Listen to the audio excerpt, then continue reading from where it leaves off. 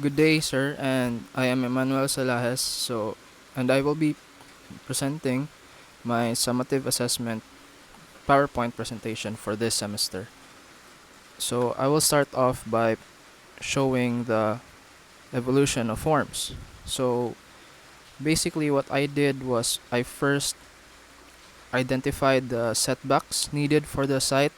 The site is or the property is a 15 by 12 15 meter by 12 meter lot, and the setbacks are 2, 2, 2, and 5, or 2, 2, and 3 on all sides.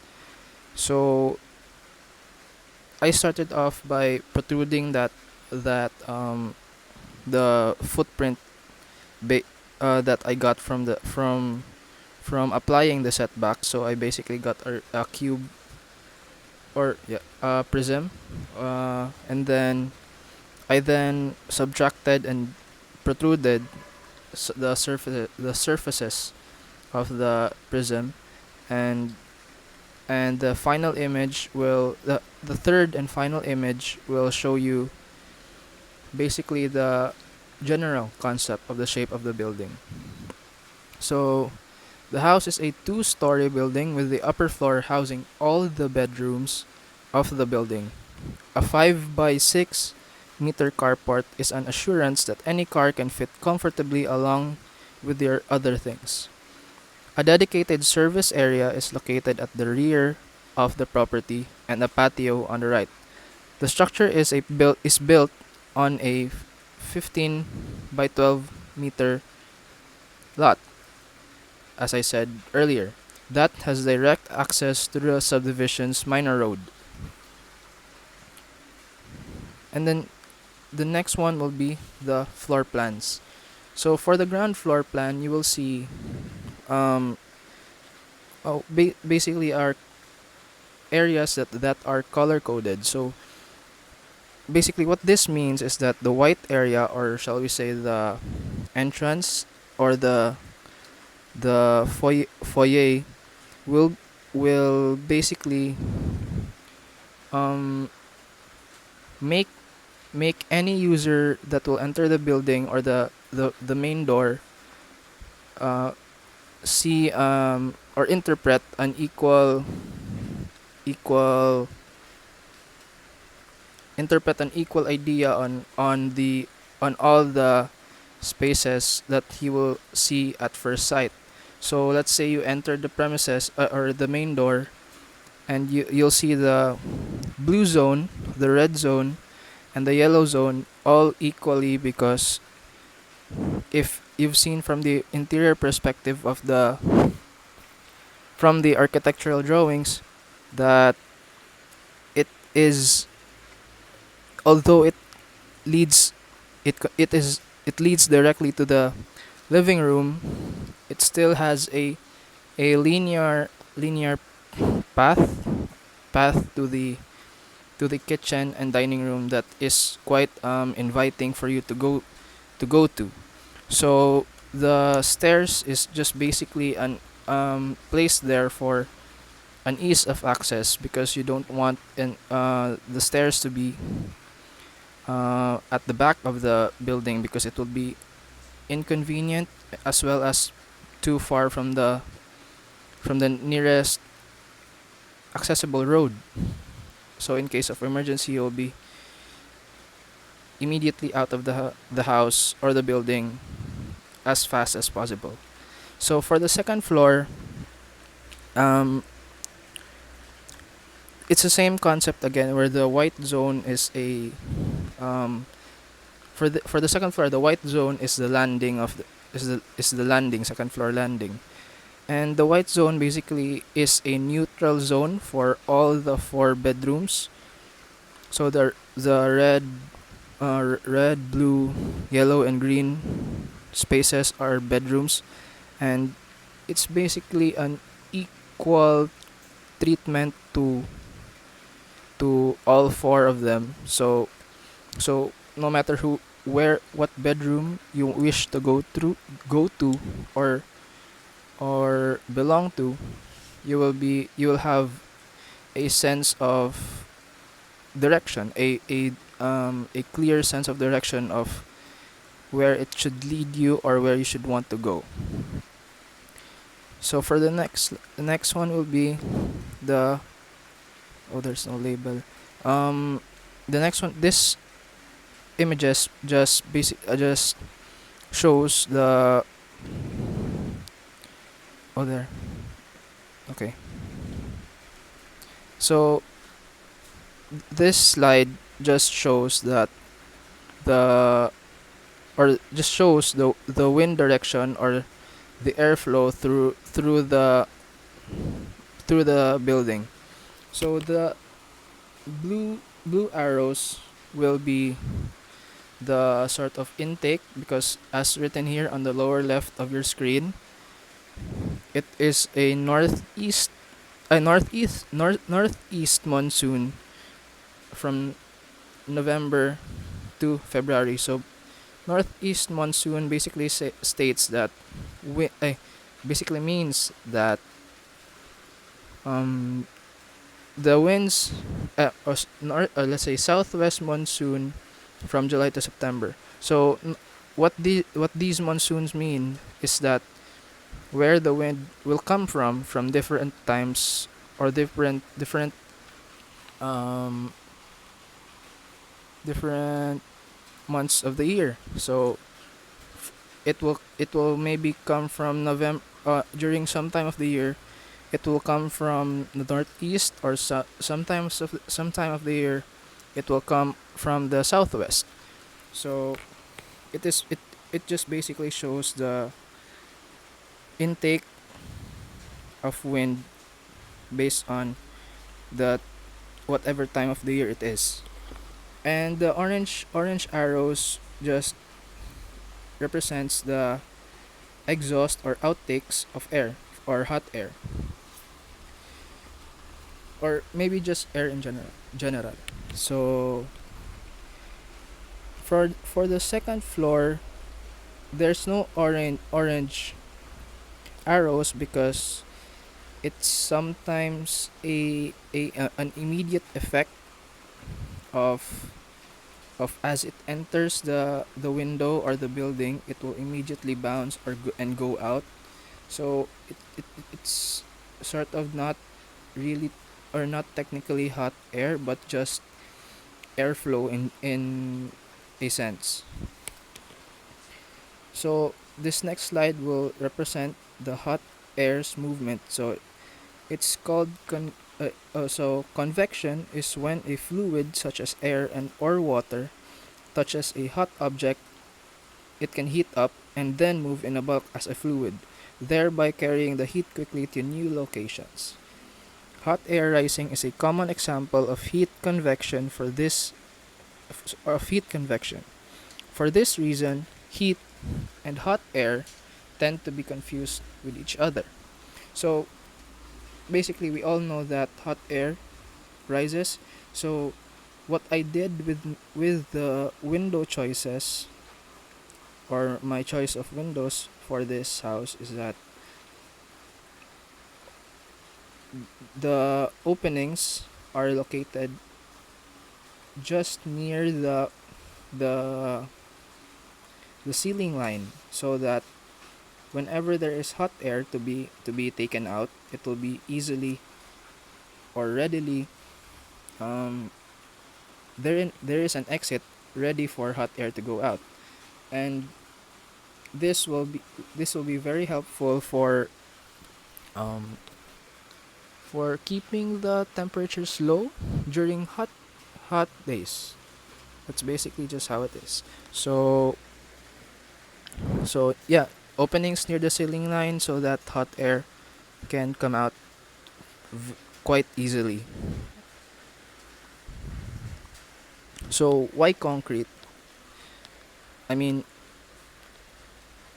if you don't if I haven't said yet that the house is like most structures built in the Philippines, the home is built almost entirely out of concrete.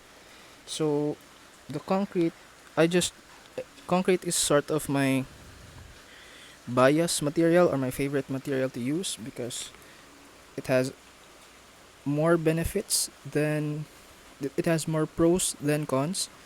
And so for fire resistance, concrete walls reduce the spread of fire horizontally and concrete floors vertically.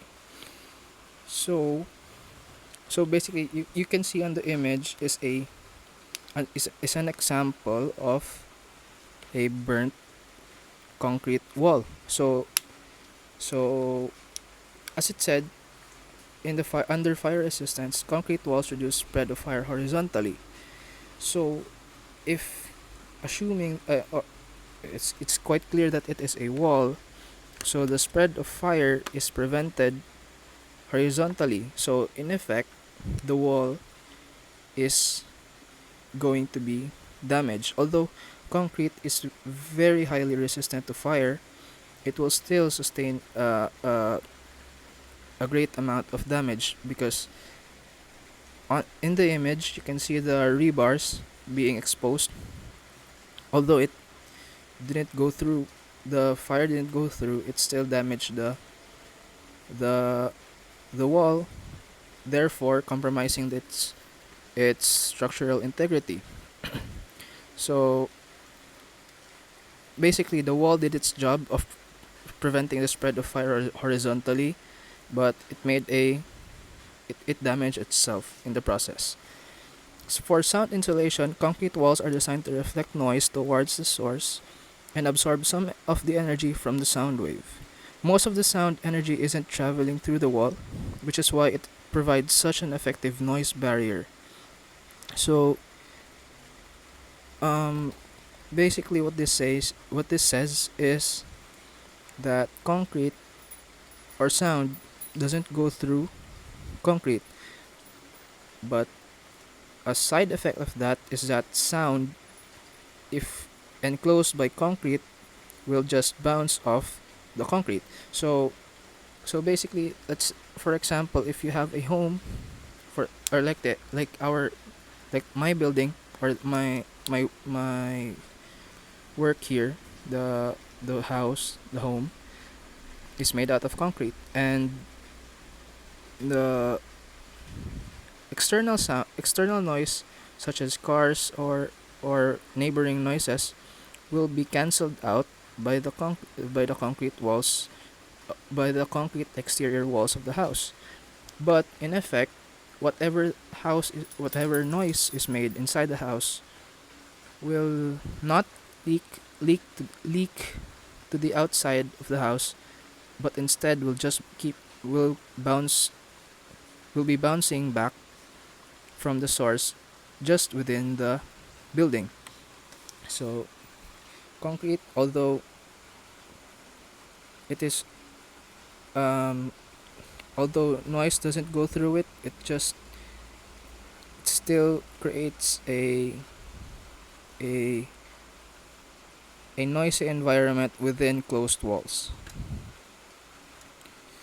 Oh, so for sanitary layout of both floors, this is quite self-explanatory. Um, um, so green basically is for the internal plumbing. Internal plumbing of the home. So the green basically leads to the septic tank, which is colored a rectangle colored green, and leads out to the public sewage system. And the brown ones are just for the wastewater, or for the catch basins. So I'll move on from that one. Yeah, that's a septic tank pointed by the arrow. So the switch layouts is also pretty self-explanatory because I place them near the easiest access. So easiest access when entering a space. So basically that is where the that is near the doors or near the entrances, exits, or you may call them whatever you may call them. And basically, for example, if you enter a room, you'll want to, and if it's dark, you'll want to be able to switch it quickly as you enter the door, and when you leave, you will want to be, you will want it to be near the door where you will want to be exiting. So that's just basically the concept of the placing of the switch layout, or the switches. So for this slide, it only show the it shows the casting of light by the light bulbs, the lighting fixtures. Yes, lighting fixtures. So the most common one is used in the building or in the home is the recessed lighting. So those small ones or small circles are most likely recessed lighting. And the circles casted by these lighter yellows are not necessarily the radius or the area of effect by the light bulb or lighting fixture, but it's just the area of concentration. So if you look at each space closely, you will see that no corner or we try to light up the corners of the house so that it will be lightened up during when you need it. That's that's a given. So, yep. Is there more? Yeah, that's just basically it. It's just a diagram of how the home is being lit up. So for okay, this is our last diagram, or yeah, last con- drawing. The duplex convenience outlet is the most commonly or common outlet found in the home. So what the yellow rectangles you will see, or the darker yellow rectangles you will see on the diagram, are are the convenience outlets. So I strategically placed convenience outlets based on how I think I move around the house, or personally I move I how I personally move around the house. So for example, those the bedrooms, and yeah, the bedrooms. So I placed convenience out like or duplex outlets near every each one of them, so that or near or beside each of the beds, so that when they need to charge before they sleep or as they wake up, they will have an easy access to a an outlet nearby. And for other parts, like uh, near, if you can see the red zones are basically outdoors. So for each red zone, I placed one weatherproof convenience outlet. And the purpose of this is that so when they need to plug in an appliance, or maybe let's say for the carport, let's say um, an air tank for the yeah uh, or maybe a sprayer for the car, they will just, if the cord is not long enough, they can just plug in an extension cord and use that outlet the same way as it was meant to be. And that's just basically that's just basically the same for the other two red zones. So the gray zones are um s- uh, the gray zones are either sanitary or utility rooms. So they are um